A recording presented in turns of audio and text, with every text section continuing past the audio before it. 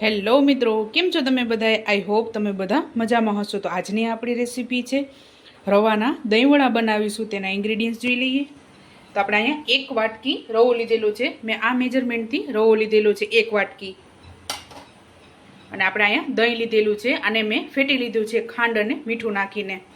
છાશ લીધેલી છે, ખાટી છાશનો જ આપણે અહીંયા યુઝ કરવાનો છે. ખજૂર આંબલીની ચટણી, આ ગ્રીન ચટણી આપણે બનાવવાની છે, તેના માટે કોથમરી અને લીલા મરચાં લીધેલા છે, હિંગ, ચટણી માટે લીંબુ, ખાવાનો સોડા, એક મોરું મરચું, સ્વાદ અનુસાર મીઠું અને આખું જીરું લીધેલું છે. તો ચાલો રેસીપી સ્ટાર્ટ કરીએ. સૌપ્રથમ આપણે રવાને પલાળી લેશું અડધી કલાક માટે. તો આપણે અહીંયા રવો લીધો છે, એમાં આપણે મીઠું એડ કરશું.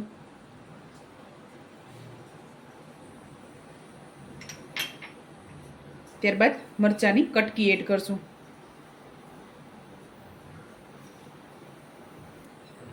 ત્યારબાદ આપણે છાશ એડ કરીશું. આપણે ખાટી છાશ હોય તેવી જ લેવાની છે. તો આપણે આ રીતે તૈયાર કરવાનું છે. તો હવે આને અડધી કલાક માટે આપણે રેસ્ટ આપીશું.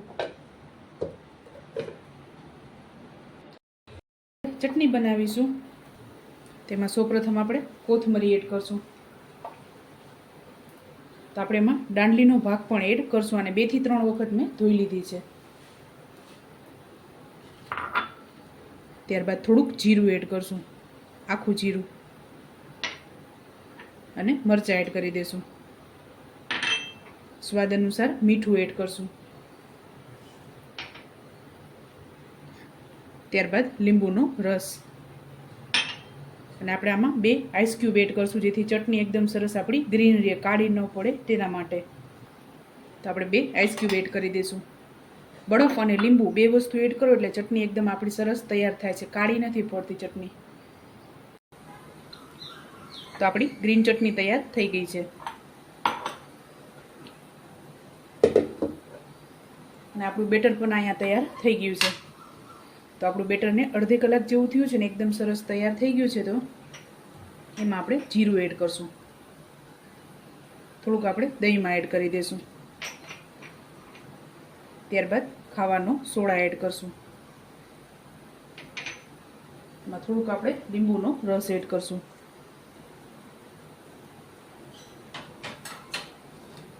તો આપણે આને હાથની મદદથી ફેટી લેશું. જરૂર લાગે તો આપણે છાશ એડ કરશું.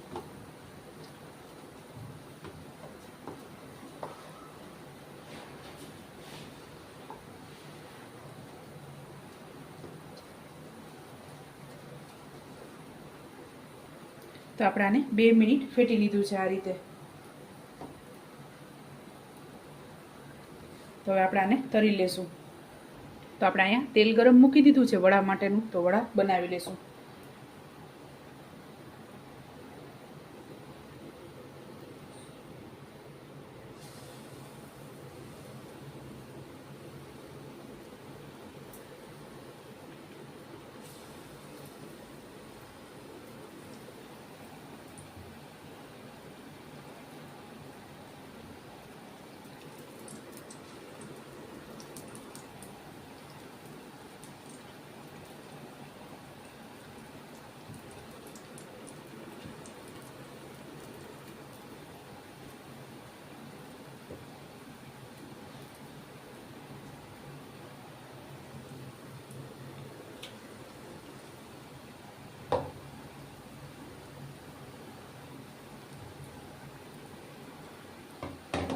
તો આપણે આ રીતે એની મેળાઈ જ ઉપર આવી જાય તેટલા આપણે ફેટવાના છે, જેથી એકદમ સરસ સોફ્ટ તૈયાર થશે. એટલે આપણે આને ફેટવું જરૂરી છે. અને આ રીતે તેલમાં આપમેળે ઉપર આવી જાય એટલા આપણે ફેટવાના છે એને.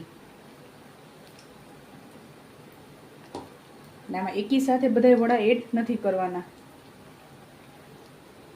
તો આપણા વડા તૈયાર થઈ ગયા છે. આ રીતે આપણે ગોલ્ડન બ્રાઉન કરવાના છે.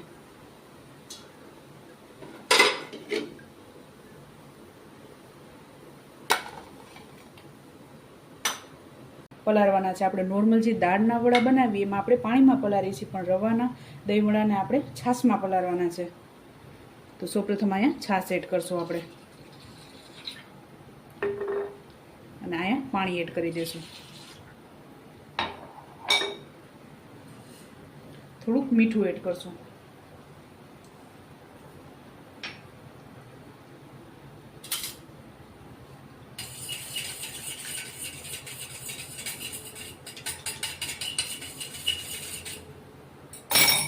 એકદમ પતલું આપણે બનાવવાનું છે. છાશ અને પાણી બંને વસ્તુ મિક્સ કરી લેવાની છે.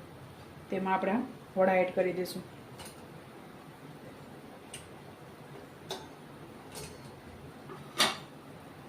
તો આપણે આને 10 મિનિટ અંદર રાખીશું. તો હવે આપણે અહીંયા ડીશ તૈયાર કરી લેશું.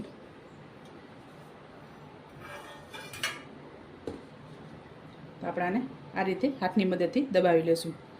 એકદમ હળવા હાથે આપણે દબાવવાનું છે. વડા લઈ લીધા છે તો આપણે ડીશ તૈયાર કરી લેશું. તો આપણે દહીંને પણ ખાંડ નાખી અને ફેટી લીધું છે આ રીતે.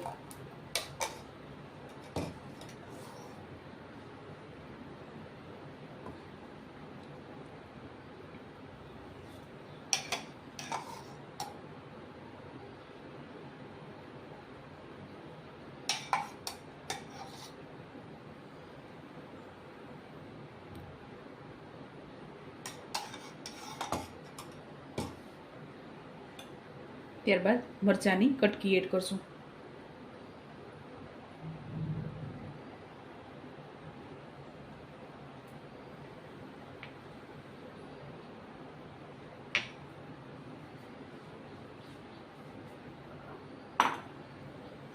ત્યારબાદ ખજૂર આંબલીની ચટણી એડ કરશું.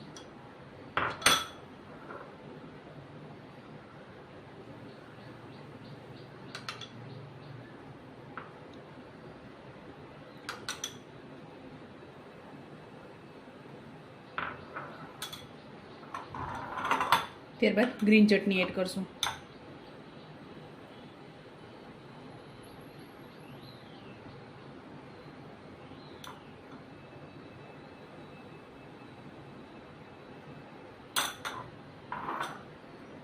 અને કશ્મીરી મરચું એડ કરશું ઉપર.